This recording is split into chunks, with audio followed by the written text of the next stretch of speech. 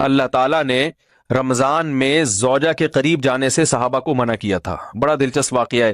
رمضان کی راتوں میں بھی زوجہ کے قریب جانے سے منع کیا تھا. ایک صحابی تھے، وہ رات میں کہیں چلے گئے.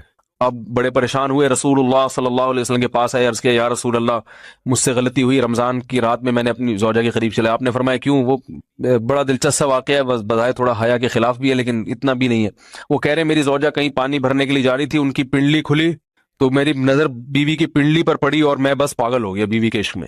میں یہ اس لیے بیان کر رہا ہوں کہ جو لوگ نظر کی حفاظت کرتے ہیں وہ بیوی کے عشق میں پاگل ہوتے ہیں.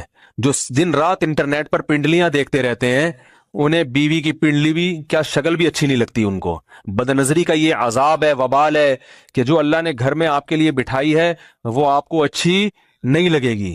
تو نظر کی حفاظت کیا کرو، اس سے آپ کو اپنی بیوی سے عشق ہوگا، محبت ہوگی. بات آ رہی ہے سمجھ میں؟ تو اب دیکھو کیسا روزے کی حالت ہے. رمضان میں پابندی ہے، اسلام میں حکم تھا جو رمضان میں بیوی سے امبستری کرے گا 60 روزے لگاتار رکھنے پڑیں گے. کتنا بڑا جرم، لیکن صحابی سے برداشت نہیں ہوا. صرف زوجہ کے پاؤں پہ نظر پڑی ہے تو وہ کیسے بیوی سے محبت کرتے ہوں گے، اور وہ بیوی کے بغیر رہ سکتے ہوں گے. اور آج لوگوں کے فون آتے ہیں ہماری بیگم جس میگے جاتی ہے اتنی خوشی ہے، ایسا اچھا سا فیل ہوتا ہے، ایسا عجیب سا محسوس ہو رہا ہوتا ہے جیسے آزاد ہو گئے. تو میں کہتا ہوں ظاہر ہے اب تمہیں موقع مل گیا کنڈی لگانے کا، ٹھیک ہے نا، اور آنکھ مٹکے کرنے کا، تو خوش تو ہوگے. تو یہ بھی ایک عذاب ہے جو لبرل لوگ نے جس عذاب میں ڈالا ہوا ہے نا، اس میں عورت کے حقوق نہیں ہے. عورت کے حقوق نظر کی حفاظت میں اور عورت کے پردہ کرنے میں ہے. جب مرد باہر نکلے گا سب پردے میں ہوں گی تو آئے گا کس کے پاس؟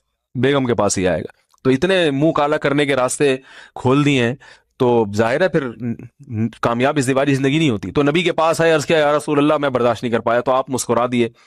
تو وہ نبی کے پاس گئے، یا رسول اللہ ایسے ہوا، مجھ سے غلطی ہو گئی. تو آپ نے فرمایا کیوں؟ فرمایا ایسا ہو گیا تھا. تو آپ صلی اللہ علیہ وسلم نے فرمایا 60 روزے رکھو لگاتار. انہوں نے فرمایا ایک کی طاقت نہیں ہے، اس میں یہ ہو گیا 60 کیسے رکھوں گا، نہیں ہے طاقت 60. آپ نے فرمایا ٹھیک ہے پھر 60 غریبوں کو 2 ٹائم کا کھانا کھلاؤ. فرمایا اس کی بھی طاقت بولو بھائی نہیں ہے. اتنے میں ایک صحابی لائے کوئی چیز صدقہ کرنے کے لیے.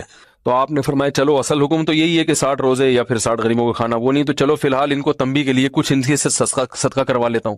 فرمایا چلو یہ فلاں خیرات کی ایک چیز لے کر آئے ہیں، تم یہ لے کے غریبوں میں بانٹ دو. انہوں نے فرمایا مجھ سے زیادہ غریب پورے مدینہ میں ارے بھائی کوئی بھی نہیں. آپ صلی اللہ علیہ وسلم مسکرانے لگے، فرمایا جاؤ کھاؤ اور بچوں کو کھلاؤ. اور بھائی غلطی بھی ہوئی اور گھر میں راشن بھی آ گیا. تو اس کے بعد قرآن کی آیت نازل ہوئی کہ احل لکم لیلۃ الصیام الرفث الی نسائکم ہن لباس لکم وانتم لباس لہن علم اللہ انکم کنتم تختانون انفسکم فتاب علیکم وعفى عنکم فالآن باشروہن وابتغوا ما کتب اللہ لکم. فرمایا اللہ کو پتا ہے کہ تم اس حکم پر عمل نہیں کر سکتے، لہٰذا رمضان کی راتوں میں تمہیں اپنی بیوی کے پاس جانے کی اجازت ہے، لہذا ان کے پاس جایا کرو اور اس اولاد کو تلاش کرو جو اللہ نے تمہارے مقدر میں لکھ دی ہے. قرآن جہاں بھی بیوی سے ریلیشن قائم کرنے کی بات کرتا ہے اولاد کا ذکر لازمی کرتا ہے، یعنی تلاش کرو اس اولاد کو جو اللہ نے تمہارے لیے لکھ دی ہے. ما کتب اللہ لکم، ما کتب اللہ علیکم نہیں ہے. علا کا مطلب تمہارے خلاف، لکم کا مطلب تمہارے فائدے کے لیے. لام عربی میں نفع کے لیے آتا ہے، علا عربی میں ضرر اور نقصان کے لیے آتا ہے. فرمایا یہ نہیں کہ اس اولاد کو تلاش کرو جو بطور پینلٹی کے اللہ نے تمہارے متھے لگا دی ہے، جو اللہ نے تمہارے فائدے کے لیے لکھ دی ہے. اس سے پتہ چلتا ہے اسلام اولاد کی کثرت پہ کس قدر حریص ہے. بات آ رہی ہے اور بھی اس بارے میں آیتیں ہیں قرآن مجید کی، مگر میں اب زیادہ تفصیل میں نہیں جاؤں گا. کچھ آیتیں رہ گئی ہیں، کچھ احادیث رہ گئی ہیں، تو وہ انشاءاللہ